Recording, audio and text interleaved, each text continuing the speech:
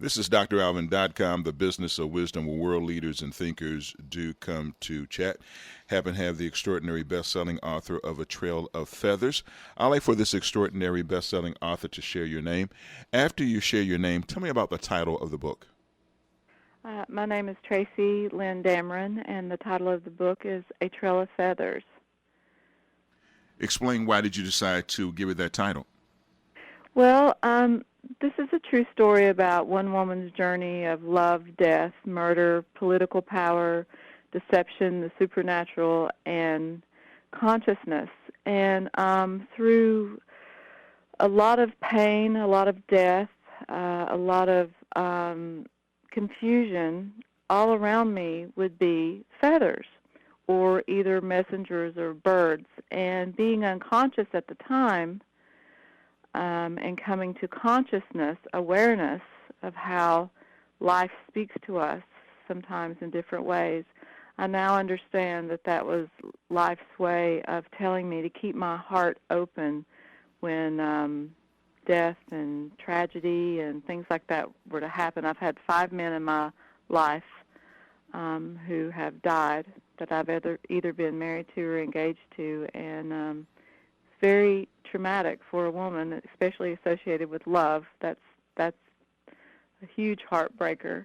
And there were feathers always around me. In a Native tradition, feathers mean something. They have meaning. And this book is, I'm a Native American, and my family's Native American, and it really awakened me to my ancestors' teachings about the mysteries of life. Well, tell me about some of those teachings because this is all new to many of us. So help us to begin to help us understand your journey in terms of, was it books you read? Was it remembering what Grandpa said? What was it about it to understand more about this concept of feathers? Well, feathers, there's so much to it. There's feathers, feathers are very organic. It's a very organic. And feathers are very magical, too, and mysterious. And in Native tradition, feathers, of course, are used in the ceremonies of our Native American brothers and sisters, and in the headdress. And it's all symbolic. Life is very symbolic, and there's meaning in everything in life, and it's called consciousness if we're aware. But my grandmother, who's a Native American healer, she shared with me when I was a young girl that I'm from Kentucky, the Appalachian Mountains in Kentucky, that I would come back to my Native American roots. And at the time, I was a politician's wife for 20 years, traveling the world in private jets and this and here and there. And I was like, Granny, what are you talking about? There's no... But she was right. So I now have come back to Kentucky through this journey of life, and I go in the mountains and I meditate, and I realize what's going on around me in the world and life and how life speaks to you. And I'm living an organic life, a real life, connected to Mother Earth. And the Native Americans understood the power and the connections of Mother Earth and the organic light of life, and how it's healing and really paying homage and respect to our home, which is Earth. And so every chapter in the book begins with a Cherokee proverb pertaining to the life lesson learned in that life experience. And so it's nice to pay honor and respect to the Native way and the Native teachings, and you can see it, how it's applied in these life lessons in this book. So if I was able to talk to the 5 men and get a composite of the attraction, I'm just Googled your picture there, and so I can get a chance to see how beautiful you look. So Thank you. That's obvious. So what were some of the characteristics? If I was able to ask them and give me a composite of why they fell in love with you, what would they say? We fell in love with each other. The law of attraction, obviously, like attracts like. So thank you for, seeing the beauty in my spirit, and also me seeing the beauty in their spirit. And I met a Native American shaman during a time when I was married to Kentucky politician Steve Nunn, who's Governor Louis B. Nunn's son.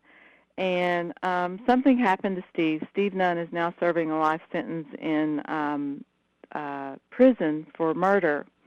And this was a man who helped women and children in Kentucky and was the number one legislator in 15 states for about 16 years of helping women. And then he ends up killing a woman. So something happened to him, and it's all in this book. And Steve Nunn grew up with a silver spoon in his mouth, and it was a wonderful, wonderful man. And during this time, something happened, and I met a Native American shaman, and he actually saved my life. But at the time, before Steve Nunn, the politician, just one of the men, he literally died right in front of me, and I named him Ronnie. And it ended up being a possession, and it's all in the book. And I didn't even believe in possessions at the time. But that's one death without literally dying in the body, but he died to me right in front of my eyes. And this wonderful, beautiful, loving husband turned into a murderer, and he turned against me. So that was a death in front of me. The rest of the men who have died, and I also found out the death means family karma. There's so much in this book, A Trail of Feathers, about family karma, family curses, which curse only means fear. It's not so scary. But the 5 men in my life, that they were wonderful, beautiful men, but the one common thread was the Native American theme. They all had Native American blood, and that was showing me the ancestral curse or the ancestral karma that I came as a conscious woman to break, and I have, and there are many ways to do that. So that was the one common theme. They all had Native American blood, every one of them, and so death has taught me many, many things, and I have learned to realize that death is not the enemy of life; it is the complement.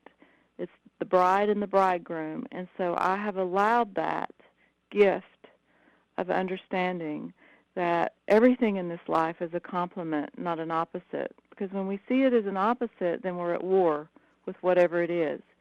And so I've really come to peace with death and have no fear of that, and calling forth my internal warrior to help me through agonizing pain as a woman, but yet allowing it to strengthen me and move forward as a warrior of the heart.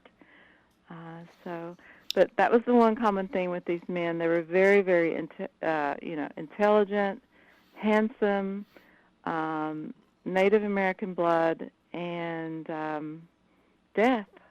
Death was the common theme as well. But what I'm trying to understand is, if I'm number 3, and I've heard that perhaps men in your life don't seem to make it in either through physical or whatever kind of death. Yes. I'm not necessarily the sharpest knife in the drawer, but I'm kind of like maybe saying, cutie, I like being around you, but, it just seems to be a pattern here. So I'm just trying to figure out most women don't experience one man in their life, not even a half a man, and some men are on the down low. So I'm trying to understand, what is it about you? And let me know. And again, they had to tell you, and you have to know, what is it about you that can get 5 men, period? I mean, what is your attraction? Well, that's a good question. I guess it's the lessons learned. Everybody is their teacher, everybody is their student, and the shaman taught me that. So obviously, I had a lesson to teach them before they went to the light, and they had a lesson to teach me. Our soul, it's about soul lessons, and our souls obviously attracted each other. For the lesson I had to teach them of love before they went to the light, and the lesson they had to teach me of love, of staying here on this earth. So it could be very deep, but I'm a real person. I'm real. I'm fun. I'm loving, and I'm deep and I'm conscious, aware. Not so much before as I am now, and that's what death has taught me and broke my heart open. And also, I was closed. You know, my heart as a woman. When women or men, when we experience things in life that's very hurtful and painful, and especially as women, because we're emotional beings, more so sensitive, we close our heart, and you close, and so you'll attract painful situations in your life if you're closed until it will break you open. But they came to me as a gift, and I was a gift to them. So I guess our souls recognized the gift in each other. But I'm a fun-loving, gypsy-spirited, Native American kind of gal, I guess. Okay, it's a good question. It's a good question. You know, because while you're talking, you know, instead of me going to your classroom, I'd rather take online courses. I mean, well, that was then. That was before the family curse and karma but if you came to light. But if you are a teacher, I ain't bringing you no apples. You know, but now call forth your internal warrior. It's called fearlessness, doctor. After number 5, you know, you a hottie, but we're going to have to do our relationship online, okay? This will be an it's worth it, though. you know, you know, 50 Cent said I'd die trying, but I don't think so. I think, you know, as long as me and you have a relationship, it's going to be online, okay? I will not be in the same classroom with you, okay? So one last question before you go in the last minute. So what has made you better, not bitter, in 1 minute? What has made you better, not bitter? Because, I mean, you know, you could go around kind of like, you know, I don't want to be around you. I don't want to be around anyone else. I don't want to be in love. I don't want to talk to anybody. But you have your own responsibility, needs, and whatever. So what has made you better, not bitter, in 1 minute? Choice. It was a choice. I had a choice. We all have choices in this life. And I had a choice to close down even more, and become bitter and afraid to love. And love is all there is. And when you read the book, you'll understand.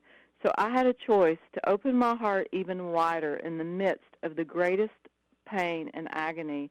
And that's what I chose to do. And that's my gift to others in this book. If I can do it, anyone can. And I can sit here with you today, Dr. Alvin, and share with you. I went through all this without taking one aspirin. This is a spiritual book, and spirituality is all about going within to understand why you're attracting this in your life. And that's where I found truth. That's where I found God. And this book is a journey and a map to help others to do the same. And I sit here with joy in my heart, laughter in my soul, and I'm ready to love again. Don't ever, ever be afraid to love, no matter what. It's what it's all about. It's the only thing that is real in this life.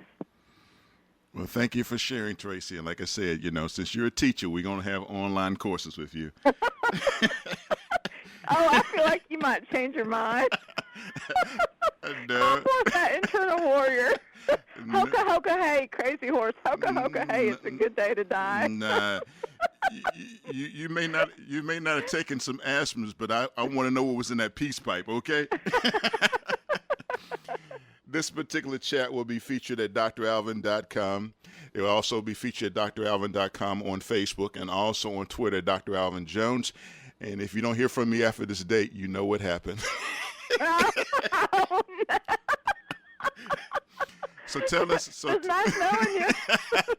Hey, you know, it is well with my soul. So I will make sure I light a candle once I hang up the phone, and I will pray to. I believe in Jesus. I'm gonna pray to Jesus and all of them just to make sure. That's right. Everyone included. Yeah, everyone included, and I'll do a little rain dance too, just in case there's some Native American spirit in me. Okay. That's right. So I really appreciate you. Thank you so much. So if a person wants it feels good to laugh. If a person wants to be able to